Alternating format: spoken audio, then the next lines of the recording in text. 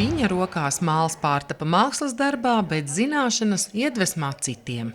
Madonas notpētniecības un mākslas muzejā atklāta keramiķa Jāņa Sēksta piemiņas izstāde Atstātās liesmas. Tā nav tikai atskatīšanās uz meistara paveikto, bet arī stāsts par cilvēku, kura darbi un personība vairāk nekā pusgadsimtu bijusi neatņemama Madonas kultūras dzīves daļa. Jānis Sēksts ir ne tikai Madonas novada goda pilsonis, bet arī 3 zvaigžņu ordeņa kavalieris, un šī izstāde ļoti uzskatām parāda to viņa atstāto kultūru vēsturisko mantojumu devumu, gan saglabājot šīs keramikas tradīcijas, kas ir no Latgales puses, gan ieviešot savus jaunos eksperimentus un veidojot tādu jaunā un Latgales vēstures keramikas simbiozi. Atnākot uz izstādi, varēs ieraudzīt Latgales keramikas labākās tradīcijas, ko Jānis ir sākotnēji veidojis, uzsākot savu radošo darbību.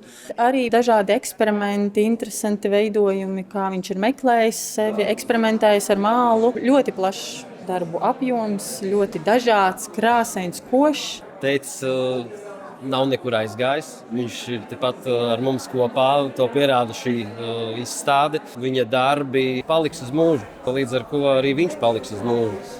Tā kā, galvenās tās sajūtas ir tas lepnums, un arī, protams, ko man teica, ir devis arī to darba mīlestību. Mēs bijām klātesoši katrā ceplī, katrā arī tajā varbūt pelēkajā darba posmā, ko neredz skatītāji, kas ir izstādē vai pircēji vēlāk. Tas bija tāds ģimenes tusiņš, sajiets, kur sabrauc tētim brāļi. To brīdi mēs ļoti gaidījām cepļa dedzināšanu, jo tas bija diennakts pasākums. Un tad tur bija jautrības, tur visi radi un draugi arī atbrauca vēlāk jau uz izņemšanu. Viņš jau bija izcils darba rūķis. No rīta līdz vakaram visu laiku darbs un vēlreiz darbs.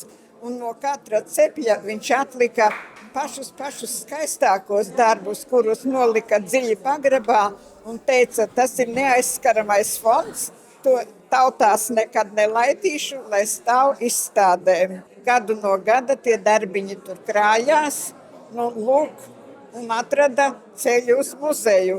Izstādes nosaukums Atstātās liesmas simbolizē nevienu uguni, kas dega ceplī, bet arī liesmu, ko Jānis Sēksts atstājis savos darbos, skolēnos, ģimenē un līdzcilvēkos. Lai gan Sēksts dzimis Latgalē, tieši Madonā viņš izveidoja savu darbnīcu, kurā tapa darbi, kas glabājas muzejos un privātkolekcijās Latvijā un ārvalstīs.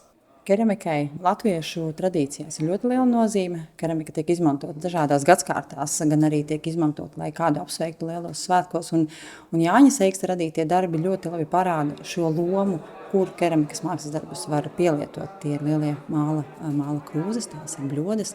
Tie ir arī velniņi, kas ir ar tādu mazliet šķelmīgo skatu, un tie ir arī svečturi. Man jau fascinē viņa lielās grīdas vāzes, jo tās ir ļoti grūti uztaisīt. Tur vajag spēku un prasmi un lielu profesionalitāti. Mazie darbi tas ir katram keramiķiem pa spēkam, bet tās lielās grīdas vāzes to apbrīnoja ļoti daudzi. Man ceļš patīk velniņi. Mums ir daži svečturi, pāris vāzes ir no Jāņa mājās. Tos mēs atceramies, bet tāda plaša klāsta, man jāatzīst, es pirmo reizi redzu te vienkopus. Man jāatzīst, ka kādus daudzus gadus atpakaļ viņš man bija 4 akvareļus iedevis. Akvareļos bija arī iepazinis vairāk viņu kā mākslinieki.